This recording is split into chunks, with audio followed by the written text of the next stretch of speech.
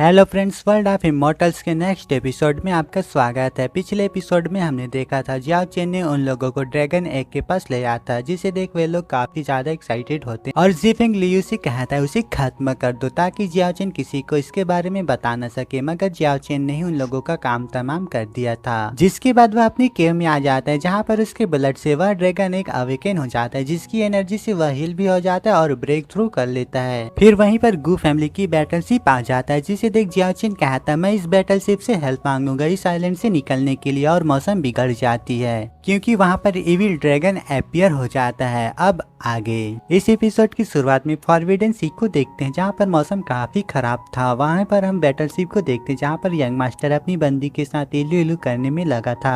तभी शिव को एक झटका लगता है, जिसे देख लुओ कहता है कि हम किसी चट्टान से टकराए, मगर वो लोग तो एक ड्रैगन से टकराए होते हैं। तभी इविल ड्रैगन अपनी टेल को निकालकर उस बोट को डिस्ट्रॉय कर देता है, जिसमें काफी लोग इधर उधर गिरने लगते हैं। साथ ही उसकी बंदी भी गिर रही होती है, जिसे वह बचाने के लिए जाता है और उसके हाथ को पकड़ लेता है, लेकिन उसके हाथ से वह धीरे धीरे फिसल रही होती है जो सीधा ड्रैगन के मुंह में जा गिरती है। फिर जियाओ चेन को देखते हैं जो कह रहा था ये शिप तो डिस्ट्रॉय हो चुका है और लोग भी मर चुके हैं, साथ ही मेरा सपना भी टूट चुका है यहाँ से निकलने का। वह एक मेट को रोस्ट करते हुए कह रहा था इस शिप में एक इविल ड्रैगन रहता है, जिसके कारण शिप का यूज कर इस आइलैंड से निकलना खतरे से खाली नहीं है, इसलिए मुझे किसी दूसरे रास्ते को ढूंढने की जरूरत है। फिर वह एक आवाज को सुनकर अलर्ट हो जाता है। तभी वहाँ पर एक जाइंट टेप आ जाता है जो स्मिथ की स्मेल को सुनकर यहाँ आया था, जिसे देख जियाओ चेन हैरान होते हुए कहता है इसकी तो फोरआर्म से, लेकिन ये यहाँ पर क्या कर रहा है। उसे स्मेल करते देख कहता है ओ तो तुम स्मिथ की स्मेल से यहाँ पर आए हो। वह जाइंट टेप उस पर ताड़ता है, जिस पर जियाओ चेन उस स्मिथ को हवा में उछाल देता है, जिसे वह कैच कर लेता है। जिस मौके का फायदा उठाकर जियाओ चेन भागने लगता है, लेकिन वह उसके रास्ते में आके गिरता है और वह जाइंट टेप उसके पास आ जाता है, जिसे देख जियाओ चेन काफी ज्यादा डर गया होता है। वह उसे पकड़ने के लिए अपनी हाथ को बढ़ा रहा था और जियाओ चेन कह रहा था ये क्या कर रहे हो तुम, मुझे छोड़ दो, मुझे कहाँ ले जा रहे हो तुम। इस पर वह जाइंट टेप उसका एक नहीं सुनता और अपने साथ ले जाता है। जिसके बाद नेक्स्ट सीन में देखते हैं वह जाइंट टेप उसे एक सुरक्षित जगह पर लाकर छोड़ देता है, जिस जगह को देख जियाओ चेन कहता है ये कौन सी जगह है। फिर वह जाइंट टेप यहाँ से चला जाता है और जियाओ चेन सोच रहा था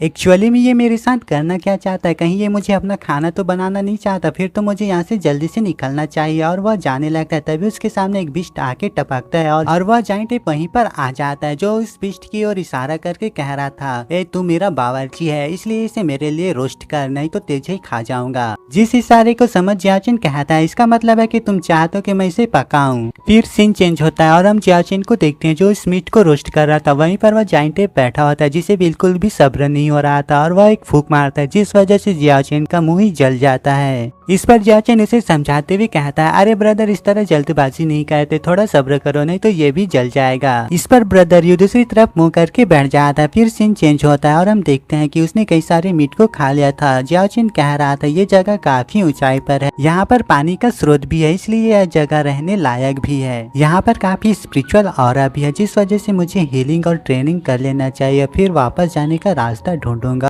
फिर वह एक टेक्निक को परफॉर्म करने लगता है। तभी वहाँ पर ब्रदर यू आ जाता है, जिसे देख जियाओ चेन कहता है क्या हुआ ब्रदर यू, कुछ हुआ है। जिस पर ब्रदर यू स्पिरिचुअल एनर्जी को एब्जॉर्ब करने लगता है, जिससे देख जियाओ चेन कहता है ब्रदर यू क्या आप मुझे स्पिरिचुअल एनर्जी को एब्जॉर्ब करना सिखा रहे, ठीक है मैं इसे ट्राई करूंगा। फिर वह कल्टिवेशन करने बैठ जाता है। वहाँ ब्रदर यू स्पिरिचुअल एनर्जी को एब्जॉर्ब कर लिया था। वह कहता है तुम भी ऐसे ही ट्राई करो, जिस पर जियाओ चेन ऐसी ट्राई करता है और कहता है motor seeding realm percent and moon की एसेंस की जितनी एनर्जी की जरूरत पड़ती है, लेकिन इतनी एनर्जी की एब्जॉर्ब करने के बाद भी मैं सिर्फ एक ही लेवल ब्रेक थ्रू कर पाया हूँ। जिसके बाद नेक्स्ट सीन में जियाओ चेन एक क्लिप पर बैठा था। वह कह रहा था मैं और लिनेर एक साथ इस आइलैंड पर आए थे, तो गॉडेस लेनो भी इस आइलैंड पर होगी, बस मैं नहीं जानता कि वो कहाँ पर होंगी। और यह जगह ड्रैगन आइलैंड के किनारे पर है। यह इलाका ही पूरे जंगली जानवरों से भरा पड़ा है, तो न जाने कौन कितने खतरे में है, इसलिए मुझे जल्दी से रिकवर कर अपनी स्ट्रेंथ को इम्प्रूव करना होगा ताकि मैं लोगों को ढूंढ सकूं। लिनेर की मास्क को देखकर कहता है और इस पागल लड़की को भी। जिसके बाद लिनेर की एक झलक देखते हैं और जियाओ चेन को देखते हैं। फिर लिनेर को देखते हैं जो एक बैट के इलाके में आ गई थी, जिसको खतरा समझकर बैट उस पर अटैक कर देते हैं। फिर जियाओ चेन को देखते हैं जो अपनी ट्रेनिंग ब्रदर यू की तरह कर रहा था। फिर सीन चेंज होता है और लिनेर को देखते हैं जो बेबी यूनिकॉर्न के पास आ गई होती है। इधर जियाओ चेन अपनी ट्रेनिंग कंप्लीट कर चुका था। वह कह रहा था मैं ब्रदर यू को हर दिन रोस्ट मीट खाते हुए देख रहा हूँ। वह फ्रूट्स को देखकर कह रहा था मैं ब्रदर यू के लिए कुछ फ्रूट्स ले जाऊंगा। मैं आश्चर्य में हूँ कि इस वर्ल्ड की फ्रूट्स क्या कल्टीवेशन में मदद करेंगे या नहीं।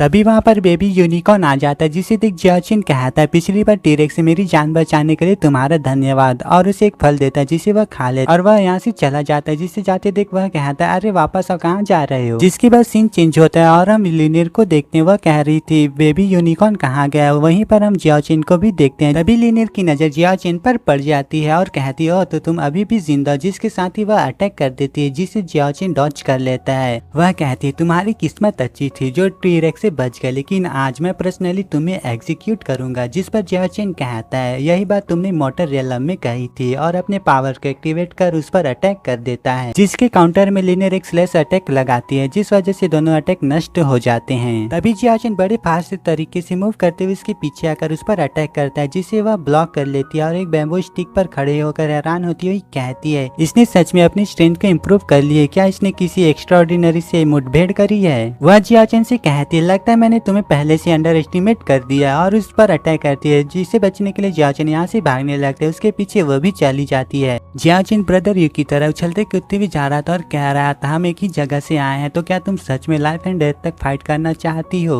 इस पर वह लगातार उसके पीछे जा ही रही होती है और बैम्बुओं से अटैक करती है, जिसे जियाचिन डॉज कर लेता है। फिर वह अपनी स्वॉर्ड से अटैक करती है, जिसे जियाचिन ब्लॉक कर लेता है। मगर लिनियर की पावर ज्यादा होने के कारण जियाचिन पीछे की ओर पुश हो जाता है और कहता है तुम्हें क्या लगता है मैं बुली हो जाऊंगा, और अपनी पावर को एक्टिवेट कर ड्रैगन एनर्जी फॉर्म का यूज कर लिनियर पर अटैक कर देता है, जिसे टकराते ही लिनियर काफी दूर घसीटी हुई जाती है। इस पर जियाचिन कहता है इस टेक्निक ने मेरी काफी ज्यादा एनर्जी को ड्रेन कर दी है। तभी लिनियर गुस्से से अपनी एनर्जी को रिलीज करती है, कहती है उसकी हिम्मत कैसी मुझ पर इस तरह की टेक्निक से अटैक करने की, इसलिए तुम्हें मरना ही होगा। और अपनी स्कारलेट रेनबो स्वॉर्ड टेक्निक को एक्टिवेट कर एक जबरदस्त स्लैश अटैक लगा देती है, जिस पर जियाचिन ब्लॉक करने की कोशिश करता है, मगर वह इसमें फेल हो जाता है और काफी दूर जा गिरता है, जिस वजह से जियाचिन की हालत खराब हो चुका था। मगर लिनियर यही नहीं रुकती, वह फ्लाइंग रेनबो स्वॉर्ड टेक्निक का यूज करती है, जिस वजह से वहां पर एक स्पिरिचुअल स्वॉर्ड फॉर्म हो जाता है जो जियाचिन की तरफ बढ़ रहा था। उससे टकराने से पहले वहां पर एक स्टोन लिनियर की तरफ आ जाती है, जिसे लिनियर अपनी स्वॉर्ड से काट देती है।